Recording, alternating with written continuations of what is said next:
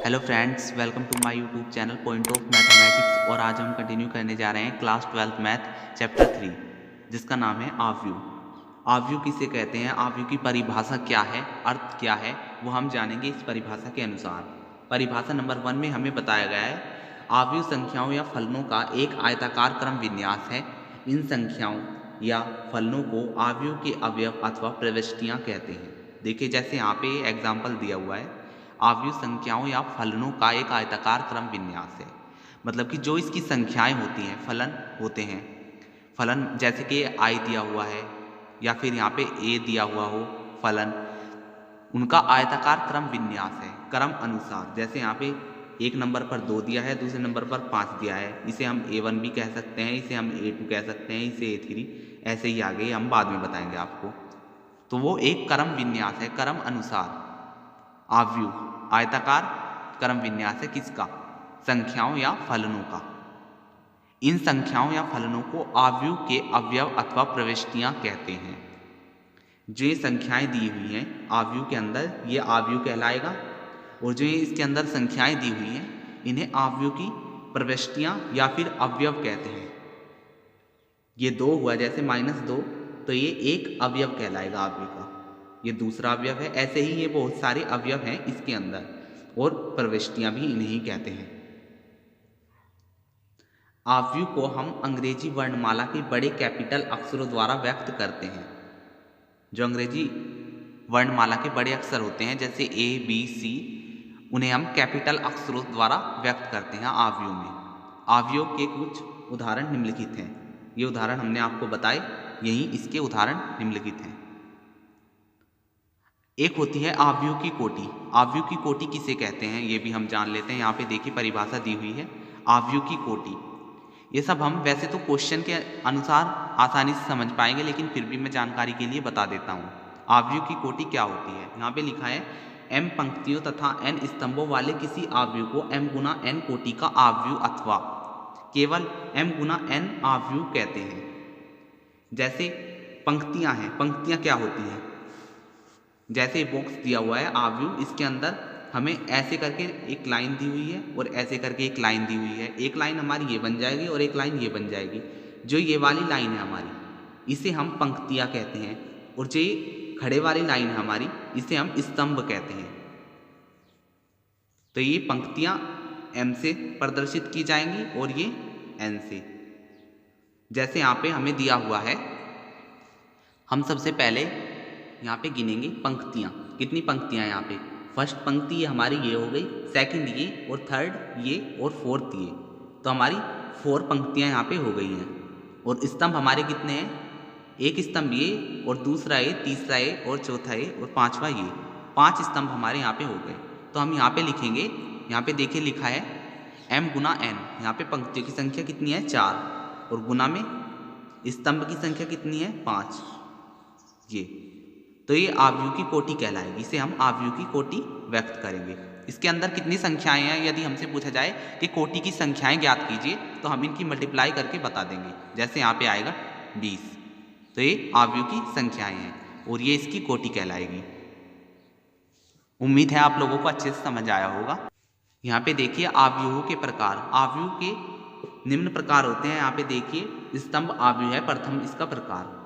स्तंभ आव्यूह क्या होता है, जैसे हमें ये स्तंभ दिया हुआ है यहाँ पे, इसमें कितनी पंक्तियां हैं, 1, 2, 3 और 4 पंक्तियां हैं इसमें, हमने यहाँ पे लिख दिया। स्तंभ कितने हैं, स्तंभ तो यहाँ पे एक ही है ना, इसके बराबर में दूसरा थोड़ी है जो हम 2 लिखेंगे, यहाँ पे हम 1 लिखेंगे, तो एक स्तंभ हमारा हो गया। अब इसके अंदर संख्याएं कितनी हैं अवयवों की। अवयवों की यदि संख्याएं पूछी जाए तो हमने आपको बताया था कि उनकी मल्टीप्लाई करेंगे जो इसकी कोटि होगी। तो इसके आंसर आएगा 4। इसमें 4 अवयव हैं, यानी कि 4 प्रविष्टियां हैं इसकी।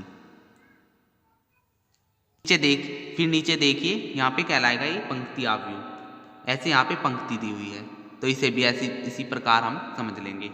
फिर वर्ग आव्यूह होता है। वर्ग आव्यूह क्या होता है, ये आपको बताएंगे हम।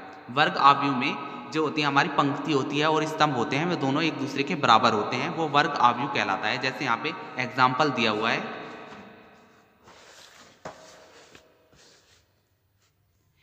ये देखिए यहाँ पे एग्जाम्पल दिया हुआ है, इसमें हमारी 3 ही पंक्तियाँ हैं, 1, 2 और 3, और 3 ही स्तंभ हैं हमारे, 1, 2 और 3। तो ये हमारा वर्ग आव्यूह कहलाएगा। एक होता है विकर्ण आव्यूह। यहाँ पे देखिए विकर्ण आव्यूह। विकर्ण आव्यूह में क्या होता है?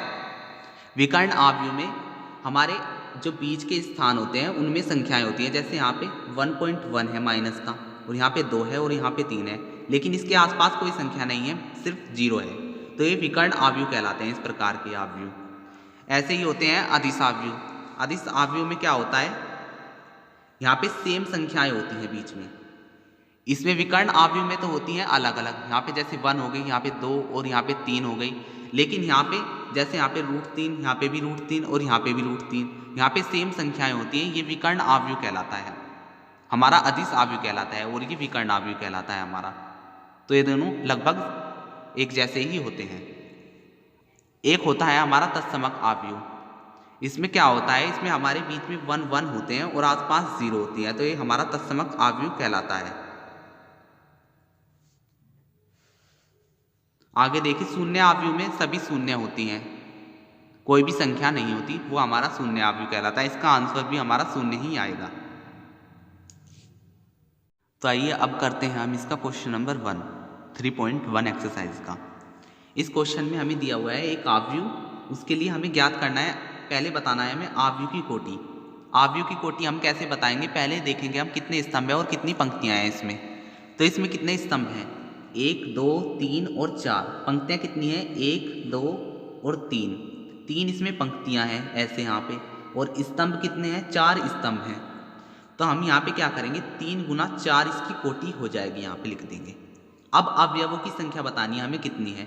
जो हमारी कोटि है हम उसकी मल्टीप्लाई कर देंगे तो हमारी अवयवों की संख्याएं निकल जाएंगी। यहाँ पे आ जाएगी हमारा 12, यानी कि 12।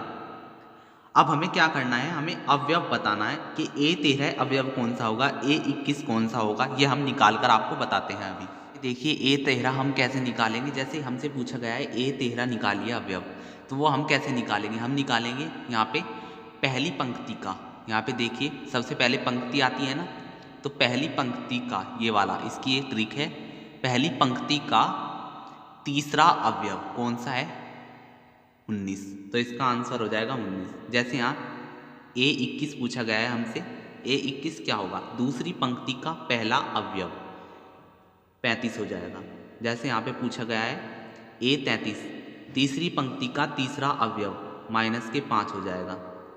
A24 क्या होगा? दूसरी पंक्ति का चौथा अवयव। जैसे यहाँ पे लिखा है A23, A23 क्या होगा? दूसरी पंक्ति का तीसरा अवयव 5/2। तो ये इसका आंसर हो गया। तो ये हमारा पहला क्वेश्चन सोल्व हुआ।